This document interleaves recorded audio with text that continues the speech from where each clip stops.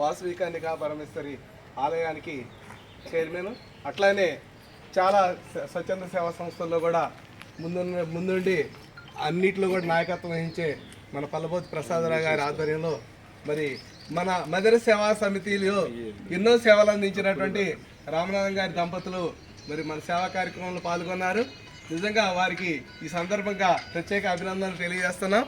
ఎందుకంటే ఈ సేవ ద్వారా చాలా వరకు గుర్తింపు వచ్చిందని నేను భావిస్తున్నాను. మరి అలాగే ముఖ్యంగా రామనాథ గారిని దంపతులు చూసుకుంటే చాలా సౌమ్యులు, ఎవ్వరికి ఎటువంటి ఇది కలగకుండా హాని కలగకుండా వినమ్రంగా ఉండే అద్భుతమైన ఒక మనిషి. మరి వారి దంపతులకి రావడం అనేది మనందరికి కూడా చాలా ఆనందాన్ని ఇచ్చింది. మరి ఈ సందర్భంగా మన సేవా సమితి సభ్యులందరూ కలిసి సార్ని సన్మానించడం కోసం వచ్చినాం. మరి ఈ సందర్భంగా వారందరికీ కూడా మా సేవా సమితి ద్వారా శుభాకాంక్షలు తెలియజేస్తున్నాం.